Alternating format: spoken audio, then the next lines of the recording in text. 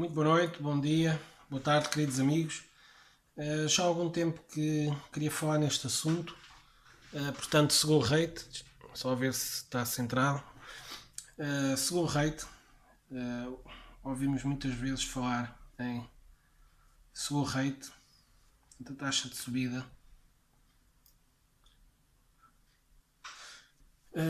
E o que é Seguro Rate? Bom, Seguro Rate, consideremos que temos aqui, eu já tenho aqui uma série de contas e coisas feitas, porque senão seria impossível fazer este vídeo num curto espaço de tempo, iria demorar uma hora. O que é Seguro Rate? Bom, se tivermos aqui um sinal, vamos supor que isto é o nosso sinal áudio, o sinal faz isto, e em determinado ponto queremos saber a taxa de variação da tensão em ordem ao tempo. Portanto, aqui nesta zona, temos aqui uma zona que tem uma variação aproximadamente linear. Podemos ver que eu tenho aqui algumas marcações, portanto a tensão subiu 1 volt num período de tempo de 1 microsegundo. Normalmente o seguro rate é definido em volts por microsegundo. Portanto, temos aqui um seguro rate de 1 volt por microsegundo. Bom, ok, este era o nosso sinal. Num sinal áudio, qual é o seguro rate máximo que poderemos ter? Podemos ver que, por exemplo, se estivéssemos a calcular o seguro rate aqui nesta zona, portanto aqui teríamos esta inclinação, aqui nesta zona teríamos uma inclinação menor, portanto teriam um seguro rate menor. Bom, primeiro eu queria introduzir aqui um conceito, que é um conceito simples, embora para quem não tenha adquirido este conceito de derivada possa ser algo complexo, mas eu vou tentar explicar de uma forma simples. Portanto, o que nós vemos aqui eu consegui determinar o seguro rate porque era uma zona linear aqui do circuito, portanto a tensão variou aqui linearmente. Mas se eu quiser determinar o seguro rate num ponto qualquer, por exemplo aqui neste ponto, agora já não consigo bem determinar o seguro rate aqui neste ponto. Como é que eu vou fazer isso? Bom, a ferramenta matemática que existe para isso é a derivada. Basicamente, se nós quisermos calcular qual é que é o seguro rate, portanto, o declive, seguro rate é a mesma coisa que declive, é a variação de tensão em ordem ao tempo. Se nós quisermos terminar num determinado ponto, podemos começar fazendo aqui a seguinte analogia. Vamos supor que, portanto, aqui esta curva mais grossa, portanto, seria o sinal, poderia ser uma aproximação do que se passa aqui. Queríamos saber o seguro rate aqui neste ponto, que é este ponto aqui.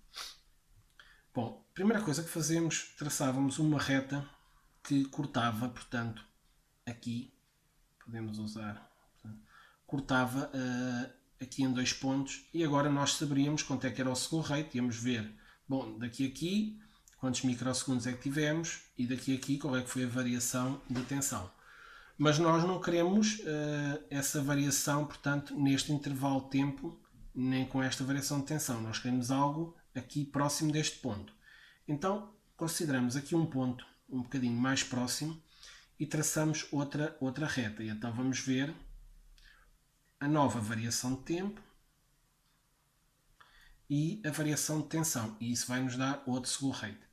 Traçamos aqui outro ponto e vai dar uma variação de tempo e vai dar outra variação de tensão. Portanto, isto vai dando um seguro rate. E quando começarmos a tender aqui para este ponto, quando estes 2 pontos, portanto, estamos a calcular o seguro rate baseado sempre em 2 pontos, tal qual como fizemos aqui. Aqui tínhamos 2 pontos. Ok? Tínhamos 2 pontos. Atenção que isto agora é um conceito matemático, abstraí-me aqui um bocadinho do áudio, mas é preciso, senão não tendo esta ferramenta não conseguimos perceber.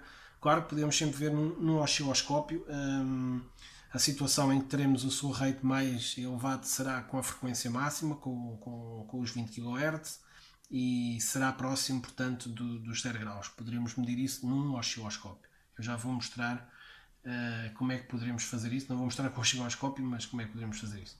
Bom, o que estamos a ver aqui é que escolhemos 2 pontos, vimos a variação de tempo e a variação de tensão, e isto deu-nos o seguro rate. Neste caso seria algo médio, portanto, entre este ponto e este, demorou X tempo e a tensão variou X valor. Portanto, seria algo médio. Mas à medida que este ponto se aproxima deste ponto, vamos ficar precisamente com o slow rate neste ponto. Reparem que,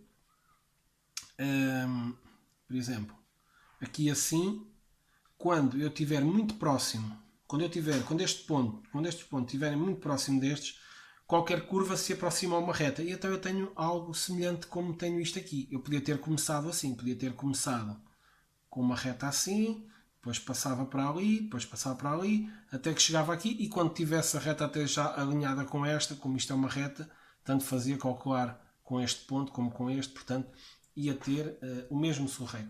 Isto é a definição de derivada, portanto a derivada será dada ao o declive, o sorreio vai ser, portanto, o declive desta reta tangente quando este intervalo de tempo tender para zero.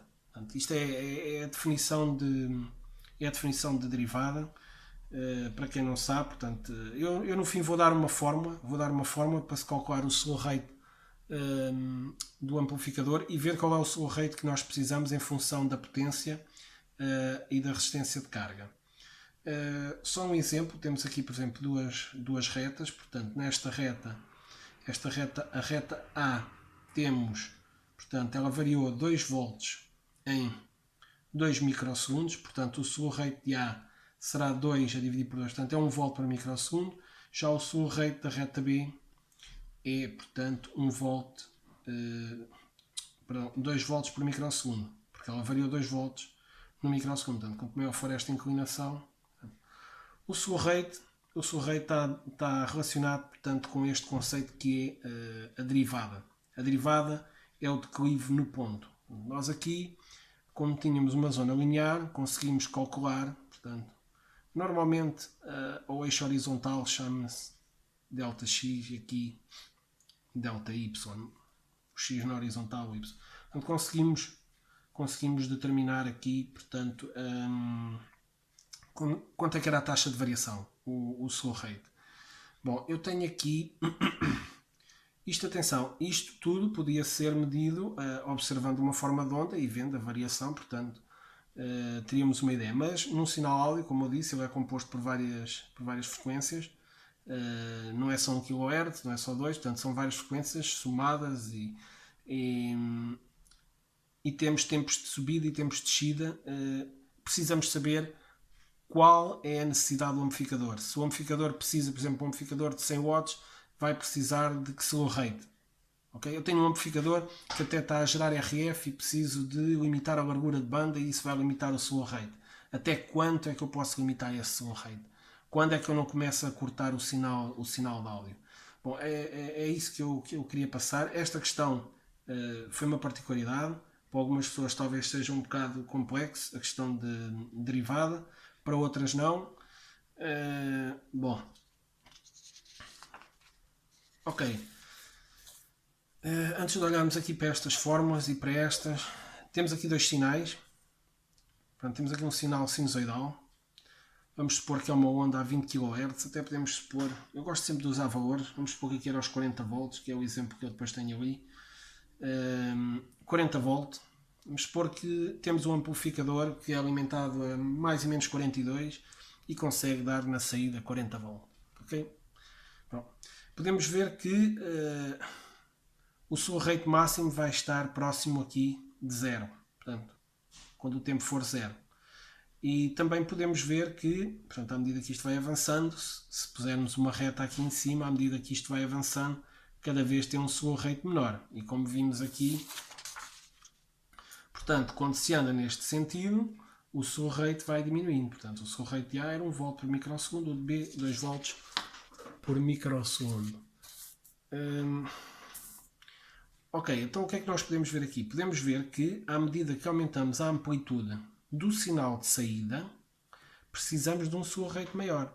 Portanto, o amplificador pode estar a funcionar normalmente com esta amplitude, mas se tiver um déficit de slow rate, se não conseguir, portanto, fazer com que a tensão suba rapidamente, pode não conseguir reproduzir este sinal. Por exemplo, se o slow rate máximo fosse esta linha verde, eu nunca iria reproduzir, portanto,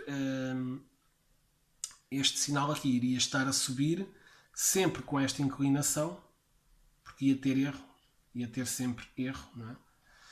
Iria estar sempre a subir com esta inclinação e aí teríamos distorção. Bom, outra questão que quero introduzir aqui, que é preciso depois para a fórmula final do slow rate,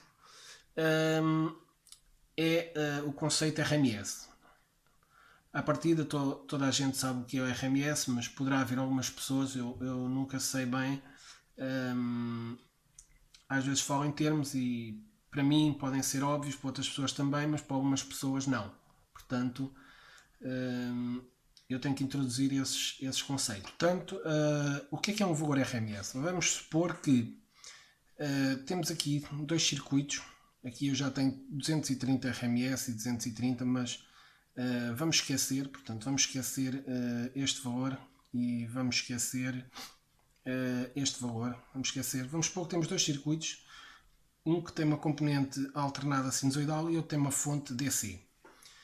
Bom, este circuito aqui, com esta fonte alternada, está a produzir uma determinada potência nesta resistência. Vamos supor que essa potência é 100 W. Ok? Então eu tenho aqui uma fonte DC. E vou começar a aumentar o valor. Portanto, pode começar de 0 e vou aumentando o valor da tensão DC nesta fonte. E a potência na resistência vai aumentando. Quando eu chegar a 100 watts, porque eu sei que tenho aqui uma potência de 100 watts, algo me diz que tenho aqui uma potência, ou tenho um wattímetro, seja o que for, estou a medir a tensão e a corrente, estou a medir aqui a potência nesta resistência. Sei que são 100 watts. Vou aumentando esta tensão e quando tiver aqui 100 watts na resistência, paro. Então meço a tensão aos terminais desta fonte. Tenho aqui 230 volt. Significa que o valor RMS desta tensão é 230 volt. Ou seja, é o equivalente numa tensão DC que produz a mesma potência. Na realidade, ter 230 volts RMS num sinal sinusoidal, como este que tem aqui, portanto, o valor RMS é algo que está abaixo da amplitude máxima. Por exemplo, se tivermos 230 volts RMS, a amplitude do sinal será cerca de 330. Já se sabe que em sinais sinusoidais o valor RMS é a amplitude a dividir, portanto, por raiz de 2. Bom, isto foi o conceito de RMS. Para umas pessoas é básico, para outras nem por isso. Pronto, ficou aqui, portanto, o conceito. Portanto, o valor RMS de uma tensão é a tensão DC, portanto, que produz a mesma potência dissipada. Porque aqui podemos ver que aqui teríamos mais potência, mas aqui teríamos uma potência zero. Portanto, esse é o valor RMS. É o valor, portanto, da fonte DC que produz a mesma potência na resistência. Ok? Bom, nós quando calculamos por vezes a potência do amplificador, medimos a tensão RMS à saída do amplificador e sabemos que a potência é o valor RMS ao quadrado a dividir pela resistência. Ok? Isto é porreiro quando nós medimos o valor RMS e dividimos para a resistência. Mas se nós nem sequer tivermos, portanto, multímetro, mas soubermos, por exemplo, o amplificador tem uma alimentação de 42 volts. Ok, é este o caso que eu tenho aqui. Na saída vai dar uma amplitude de 40 volts. Eu posso substituir o valor RMS pela amplitude a dividir por raiz 2. Se eu substituir aqui, portanto, fica aqui a amplitude a dividir por raiz 2. Resolvendo esta conta, fica-me o A ao quadrado, a raiz 2 ao quadrado dá 2 e fica aqui em baixo. Portanto, a potência será igual à amplitude ao quadrado a dividir por 2 vezes a carga. Ou seja, se eu tiver um amplificador que já sei, sem medir nada com o voltímetro, eu sei que consigo ter 40 volts de amplitude no sinal de saída, porque ele é alimentado, vamos supor, a 42 volts, há uma diferença de 2 volts entre a saída e a alimentação. Portanto, se eu tiver 40 volts, 40 vezes 40 dá 1600 e aqui se tivermos 8 ohms, teríamos 16 ohms. 1600 a dividir por 16 dá 100 watt. É uma fórmula fácil de calcular, portanto, a potência. É a amplitude do sinal ao quadrado a dividir por 2 vezes a carga. Fixem esta fórmula porque às vezes dá jeito porque temos um amplificador, queremos saber, temos que estar a dividir por raiz de 2 e fazer a conta, mas sabendo a amplitude do sinal de saída, é a amplitude ao quadrado dividido por 2 vezes a resistência. Também é algo básico. Bom, em termos de, portanto, de evolução no tempo, da forma de onda, nós sabemos que um sinal sinusoidal é algo deste género. Tem uma amplitude A seno de ômega-t. Função seno, não vou explicar agora, porque senão perdíamos aqui o vídeo todo. Em que este ômega é dado por 2πf, ou 2π sobre t. Portanto, o f é a frequência, ou o t, que é o inverso da frequência, que é o período. Ou seja, quando tivermos aqui, por exemplo, t, quando este t for igual a t, portanto, ele vai cortar e vamos ficar com 2π. Portanto, 2π será aqui. Aqui seria π. Portanto, está em segundos, portanto, mas aqui seria os 360 graus e o seno de, portanto, de 2π seria 0. Ok? Bom, como é que nós agora podemos... porque é que eu apresentei aqui esta equação da tensão? Porque eu preciso de saber qual é que é o slow rate de um seno a 20 kHz e com uma determinada amplitude. É isso que eu preciso de saber. 20 kHz é a frequência máxima que vamos ter no amplificador. Ok? Temos a amplitude. Sabemos que o slow rate vai aumentar com a amplitude. Ok? Então precisamos saber qual é a amplitude máxima, qual é a amplitude máxima e qual é a frequência máxima. Porque se a frequência aumentar, se eu fizer aqui mais frequência, esta reta, portanto, tudo que livre aqui vai aumentar. Bom, eu introduzi aqui o conceito de derivada, este conceito aqui, de derivada. Já se sabe, para uma função deste tipo, já se sabe, portanto, qual é a sua derivada. Eu tenho aqui a equação, depois o que interessa é a fórmula final. Isto agora pode parecer muito complicado, mas não se assustem com isto, porque isto não é assim tão complicado quanto isso. Portanto, eu tenho a minha função, está aqui por baixo, peço desculpa. Tenho aqui o meu A seno de ômega-t, portanto, a amplitude, vezes a função seno, que dá isto, dá esta evolução. E então eu preciso de calcular a derivada dessa função. A derivada dessa função já é conhecida, pode-se procurar. As pessoas podem julgar que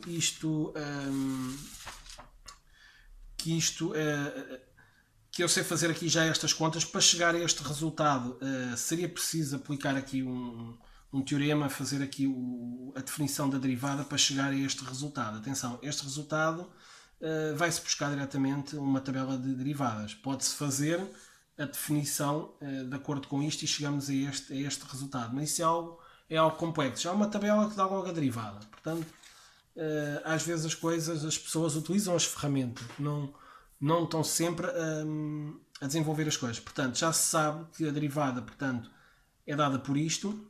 Portanto, a derivada ao longo do tempo, o que é esta derivada ao longo do tempo?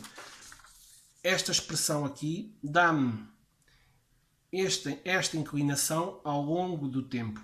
Mas eu preciso para t igual a 0. Então chego aqui, substituo t por 0, já sei que o seno de 0 é 1 e fico com A vezes ômega. Portanto, eu só estou aqui a deduzir para chegarmos à equação final, que é o que nos interessa. Portanto, o slow rate vem dado por A vezes ômega, em que A é a amplitude e ômega é 2πf, já expliquei. Portanto, se substituirmos o f por 1 sobre t, que é o período, ficamos que, portanto, o slow rate vem dado por amplitude 2π sobre t, portanto isto é volts por segundo. Aqui temos segundos, aqui temos volts por segundo.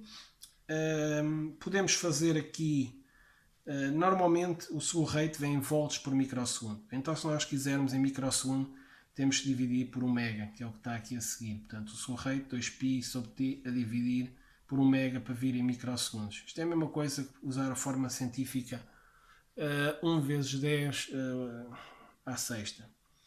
Bom, agora aqui é que interessa entrar aqui num ponto importante, que é o seguinte.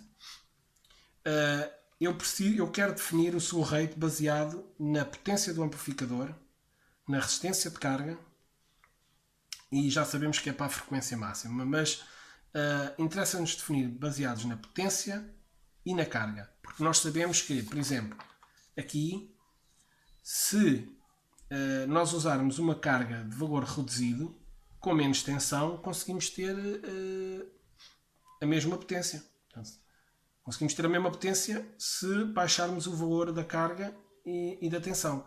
E neste caso temos um slew rate menor. O que significa que os amplificadores com 4 ohm ou 2 ohm não precisam de tanto slew rate se for para a mesma potência. Se for para mais potência, já é diferente.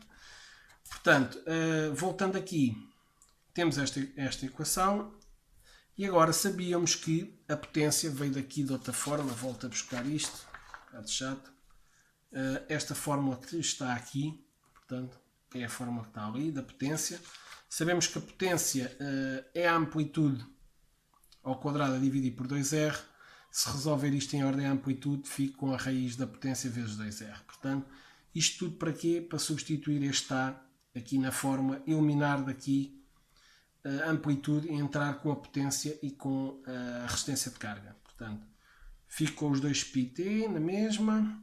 E agora aqui tenho a potência, a raiz da potência, portanto veio dali de cima, vezes 2R, aqui vezes 1 vezes 10 levantado a menos 6. É a mesma coisa que estar a dividir por 1 vezes 10 à sexta. Podemos ainda pôr numa forma mais, se calhar mais fácil. Portanto, será 2π raiz de P sobre 2R a dividir por ômega. Se quisermos tirar daqui este 2, ficamos aqui com 500.000. Portanto, esta é a fórmula do slew rate. Π a dividir sobre T, em que T é o período, a potência e 2 vezes a resistência, 500.000.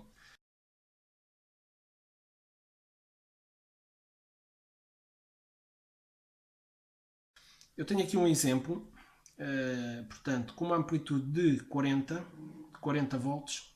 Agora aqui não interessa, eu já sei com a amplitude de 40 volts, que tinha aqui feito as contas, a amplitude de 40 dava 100 watts. Portanto, 100 watts numa resistência de 8 ohm. Se eu chegar aqui à fórmula e colocar aqui 8, 100 watts, colocar aqui π e colocar aqui 50 microsegundos, que é o período de 20 kHz, tenho um slew rate de 5 volts por microsegundo. Portanto, eu vou escrever aqui, são 40 volts, 8 ohm, isto vai dar uma potência de 100 watt, ok? Se for 20 kHz, temos um período de 50 microsegundos, ok? Se colocarmos todos estes termos aqui na equação, portanto, os 100 watt, aqui 16, aqui 500, é possível que eu possa ter enganado nas contas, verifiquem. E aqui os 50 microsegundos, isto vai nos dar um slew rate de 5 volts por microsegundo. Este era o slew rate que nós precisávamos. Esta é a fórmula, portanto, era o slew rate que nós precisávamos. Mas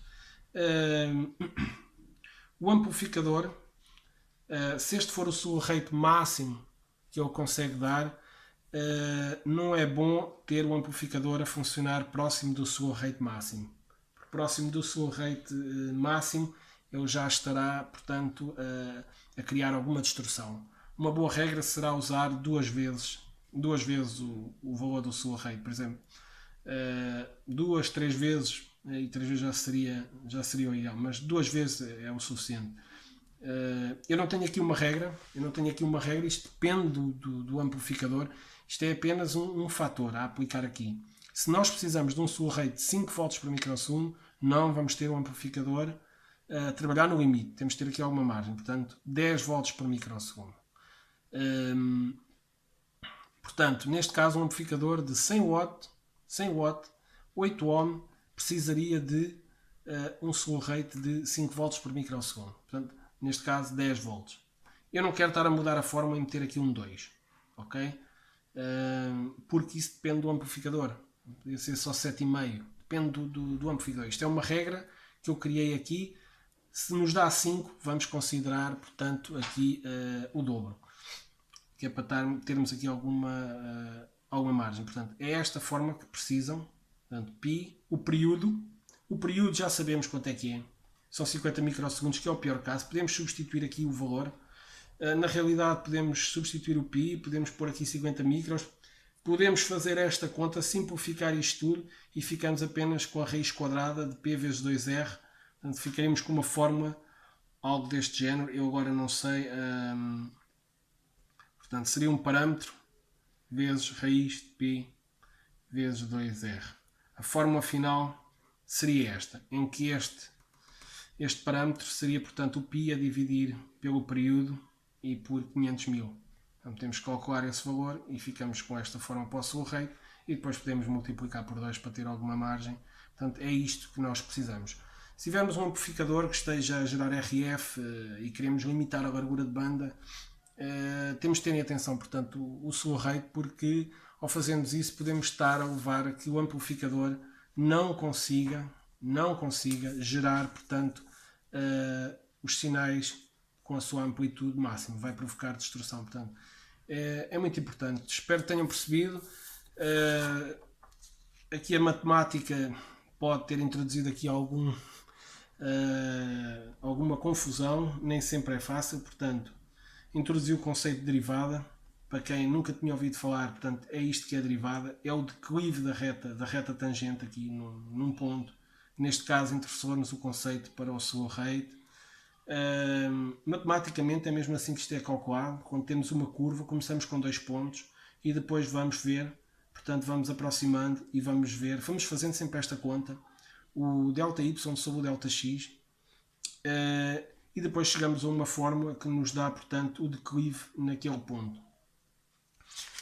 Neste caso eu tinha um sinal que era o seno de ωt e já sei, portanto, que a derivada no ponto é um cosseno de ωt. Neste caso tem t porque pode ser a derivada para qualquer ponto.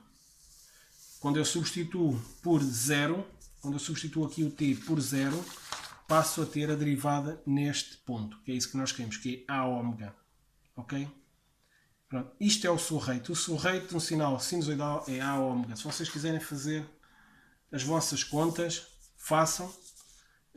Já sabem que este é o slow rate de um sinal sinusoidal. E aqui podem pôr a frequência.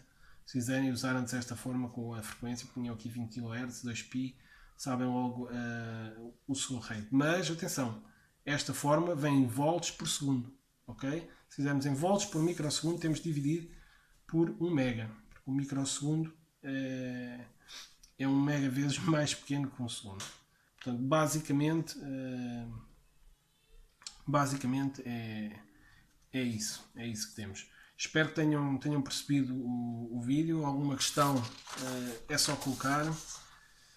Muito obrigado e até à próxima.